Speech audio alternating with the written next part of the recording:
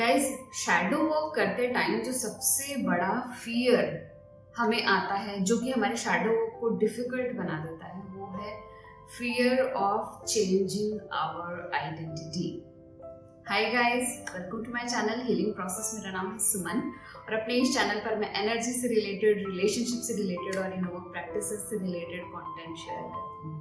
Guys, आज का video start करने से पहले मैं आपको बता दूं, अगर आप ये जानना चाहते हैं शैडो क्या होती है, कैसे बनती है, या फिर और डीपर लेवल पर शैडोज को जानना चाहते हैं, तो मैंने एक प्लेलिस्ट क्रिएट कर रखी है जिसमें आपको सब कुछ रिलेटेड टू शैडो वर्क मिल जाएगा। लेकिन फिर भी मैं ब्रीफली आपको समझा देती हूँ।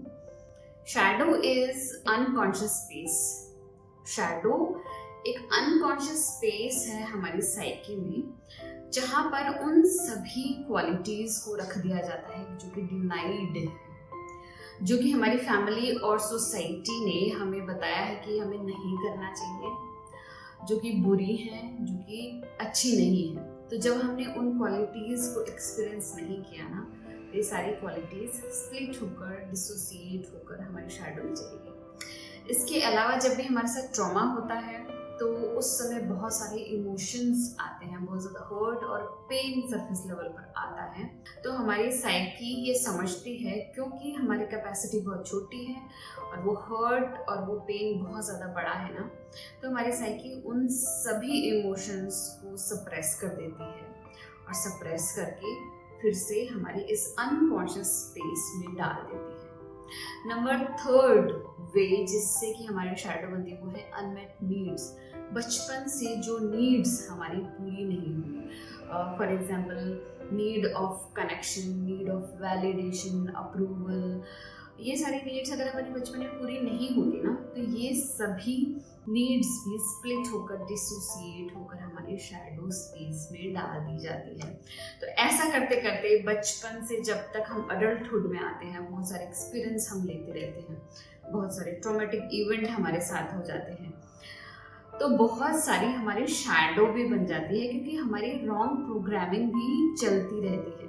हमारी फैमिली, सोसाइटी कंटिन्यूसली हमारे ऊपर प्रोग्रामिंग डालती रहती है, हमें सिखाती रहती है क्या अच्छा है, क्या बुरा है, क्या करे चाहे क्या ना करे, चाहे वो चीज़ कितनी अच्छी क्यों ना हो, लेकिन अगर वो हमारी फैमिली, सोसाइटी के अकॉर्डिंग अच्छी नहीं है तो भी वो हमारे शैडो में चली जाएगी। सपोज क्रिएटिव होना, पेंटर होना, आर्टिस्ट होना, अगर हमारी फैमिली ये मानती है ना हमें नहीं करना चाहिए क्योंकि ये हमें फ्रूटफुल रिजल्ट नहीं देती, हमारी लाइफ में सक्सेस नहीं लाती है, पैसा नहीं लाती है, तो हमें कह देगी कि ये नहीं करना चाहिए।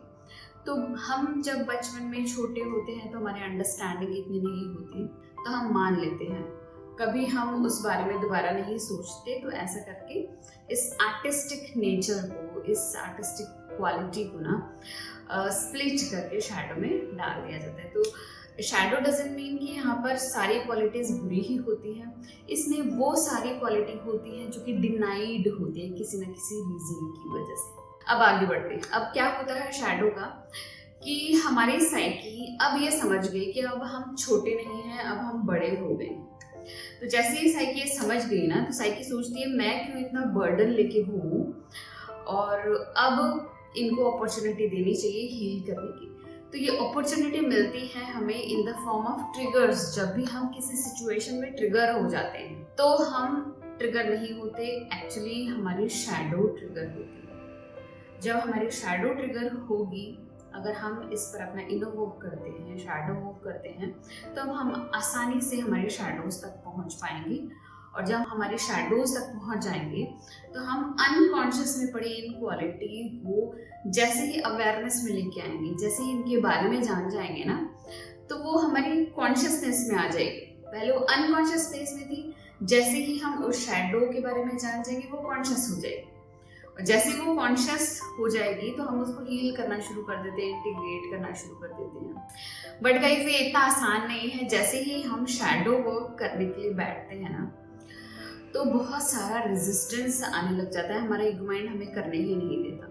फर्स्ट ऑफ ऑल, हमारा ईगो माइंड नहीं चाहता कि हम वो सारा हर्ट, पेन वापस से रिविजिट करें, उसको वापस से फील करें, क्योंकि उस सिचुएशन में जब हमारे साथ ये ट्रॉमा हुआ था या फिर जब इन क्वालिटीज़ को डिसोसिएट किया गया था ना, तो ऑब्वियसली उस सिचुएशन में हमें कुछ ना कुछ बुरा फील हुआ है। और क्योंकि वो सिचुएशन हमारे लिए सही नहीं थी, इसीलिए हमारी साइकी ने सिर्फ हमारे जिंदा रहने के लिए उन इमोशंस को दबा दिया, उन क्वालिटीज़ को स्प्लिट कर दिया ताकि हमें जिंदा रखा जा सके। तो अब हमारा ईगो माइंड नहीं चाहता कि हम शैडो वर्क करके वापस से उन इमोशंस को रिविजिट करें, उन इमोशंस को वापस से फील करें। तो इसीलिए भी हमारा जो शैडो वर्क करना डिफ़िकल्ट हो जाता है। इसके अलावा एक चीज़ है, वो भी हमारे ईगो माइंड से रिलेटेड होती है, वो है हमारी आइडेंटिटी। बचपन से जब हमारे अंदर इतनी सारी प्रोग्रामिंग की जाती है ना कि हम क्या हैं, हमें क्या करना चाहिए, हमें क्या नहीं करना चाहिए, कौन सी क्वालिटीज़ अच्छी है, कौन सी बुरी है, जब वो हमें शुड्स एंड कुड्स और ये सब समझाते हैं, ये हमारे ऊपर प्रोग्राम करते हैं, तो हमारे अंदर है ना कुछ क्वालिटीज़ ही रह जाती है जिससे हम हमारी लाइफ को जीने लग जाते हैं। यही क्वालिटी ना हमारी आइडेंटिटी बन जाती है। जो क्वालिटीज़ हमारे शैडो में चलेगी, जो हमारी अनकॉन्शियस स्पेस में चलेगी ना, तो उनको कभी एक्सपीरियंस नहीं कर सकते हम, क्योंकि वो हमारी अवेयरनेस में नहीं है, उसको हम जानते ही नहीं हैं कॉन्शियसली। तो कुछ ही क्वालिटीज़ के साथ हम जीवन जीने लग जाते हैं। फॉर एग्जाम्पल, मुझे दूसरों की रिस्पेक्ट करनी चाहिए, मुझे दूसरों की हेल्प करनी चाहिए, मुझे दूसरों को देना चाहिए, मुझे दूसरों को प्लीज़ करना चाहिए। तो ये सारी क्वालिटी है ना, बहुत कम क्वालिटी है, और हम इतनी ही कम क्वालिटी से जब हमारी लाइफ को जीते हैं ना, इट सीम्स लाइक कि हम हमारी लाइफ बिल्कुल भी इंटरेस्टिंग नहीं है। इट्स लाइक कि हम सिर्फ हमारी बॉडी के ना आधे पार्ट से ही फंक्शन कर रहे हैं और आधी बॉडी जो है ना अभी तक नम पड़ी है, क्योंकि हमारी सोसाइटी नहीं चाहती कि हम इस पार्ट से भी वर्क करें। हमारा ईगो माइंड भी नहीं चाहता कि हम उस पार्ट से वर्क करें जिसको कि हमारी फैमिली सोसाइटी ने डिनाई कर दिया गया। फर्स्ट ऑफ ऑल क्यों?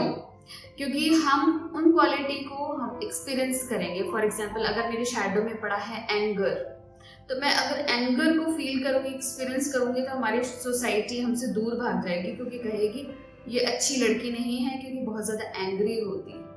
अगर मैं चीज़ों को रिसीव करना स्टार्ट कर दूँगी, लेना स्टार्ट कर दूँगी ना, तो सोसाइटी कहेगी ये बहुत लालची है, ये किसी को देती नहीं है, सिर्फ लेती रहती है।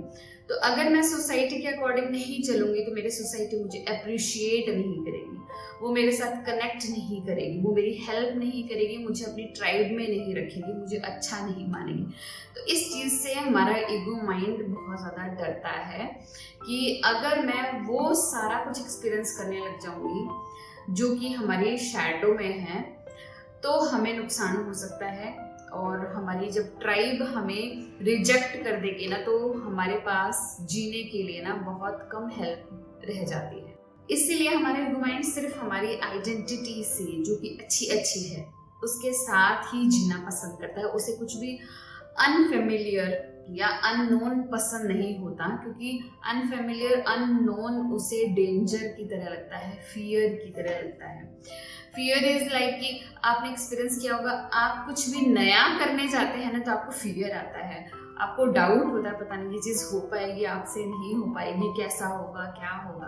तो कुछ भी अननोन हमारे ईगो माइंड को बिल्कुल भी पसंद नहीं है। लेकिन गाइज, जब हम शैडो वर्क करते हैं ना, तो हम हमारे इस हाफ पार्ट से कनेक्ट होने लग जाते हैं। इस हाफ पार्ट में पड़ी क्वालिटी को इंटीग्रेट करने लग जाते हैं, इसको अपना बनाने लग जाते हैं, और ऐसा करने से ना हमें होलसम फीलिंग आने लग जाती है, हमारी लाइफ बहुत ज़्यादा इंटरेस्टिंग होने लग जाती है। अनकॉन्शियस के एस्पेक्ट्स को जीना, इट डजंट मीन कि हमें सारे गलत काम करने हैं। इट सिंपली मीन्स कि हमें सिचुएशन अप्रोप्रिएट उन क्वालिटीज़ को एक्सप्रेस करना है, फील करना है।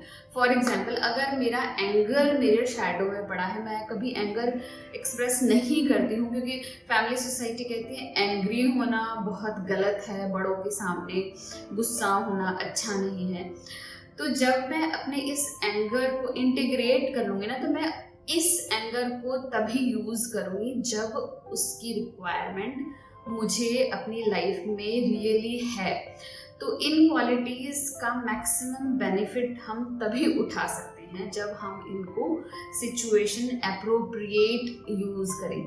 लेकिन हमारे ईगो माइंड को यही डर रहता है कि ये शैडोज़ अगर हम इंटीग्रेट कर लेंगे तो मे बी हमारी लाइफ को ख़राब कर दे, हम हमेशा एंग्री में। ऐसा नहीं होता, शैडो का एक्सप्रेशन उतना ही होगा जितना हमारे लिए बेनिफिशियल है। इतना तो हमारी साइकी हमारे लिए कर ही सकती है, करती ही है एक्चुअली। हमारी साइकी इन चीज़ों को समझती है कि किस चीज़ को हमें कितना फील करना चाहिए, कितना एक्सप्रेस करना चाहिए। तो अगर हम चाहते हैं हमारे ईगो माइंड को समझाना या फिर हमारे ईगो माइंड को ये बताना कि अब हम बड़े हो चुके हैं, अब हमें चेंज को एक्सेप्ट करना चाहिए, अब हमें इन क्वालिटीज़ को हमारे अंदर इंटीग्रेट करना चाहिए ना, तो दो चीज़ें हम कर सकते हैं। तो उससे पहले एक चीज़ आपको समझा दूँ, हम हमारी एवरी सिंगल डे की लाइफ में ना सिर्फ 5% कॉन्शियस होते हैं और बाकी का 95% हम ऑटो पायलट पर अनकॉन्शियस होकर जी रहे होते हैं। क्योंकि सिर्फ हम 5% ही कॉन्शियस होते हैं, तो उस समय जब हम कॉन्शियस होते हैं ना, तो हमें कॉन्शियस डिसीजन लेने चाहिए। जब भी हम हमारी लाइफ में डिसीजन लें, और दिन में कई बार जब हम किसी भी चीज़ को लेकर डिसीजन ले, तो हमें थोड़ा कॉन्शियसली सोचना चाहिए उस बारे में कि हमें वो चीज़ क्यों करनी है, वो मुझे कैसे बेनिफिट करेगी, ना कि सिर्फ ऑटो पायलट पर हम रिएक्टिव होकर कोई डिसीजन को लें। तो डिसीजन लें तो कॉन्शियस होकर लें।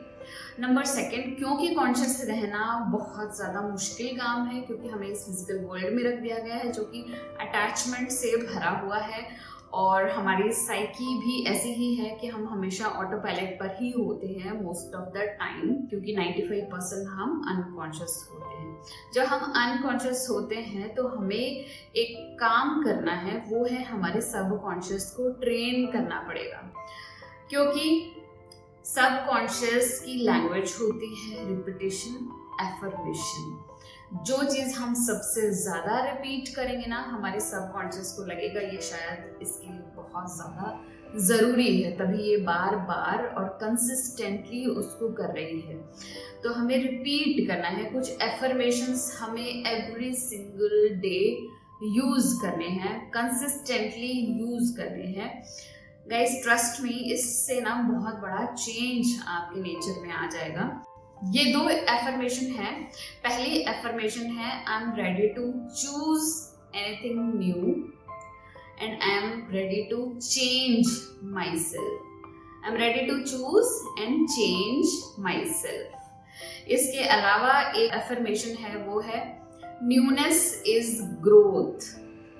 तो गाइज इन एफर्मेशंस को ना आपको repeatedly thousands of the time repeat करना है। अपने ईयर प्लग्स लगा लीजिए एंड इसको रिपीट करते रहिए। जितना हम रिपीट करेंगे ना, उतना ज़्यादा हम हमारे इस सबकॉन्शियस को ट्रेन कर देंगे। रिपीट करते रहिए कि I am ready to choose and change anything in my life, newness is growth. जब भी कुछ नया देखती हूँ मैं, तो it seems like growth to me. हमें उतना ही ज़्यादा एक्साइटेड होना है हमारी लाइफ में जब हम किसी नई चीज़ को देखते हैं।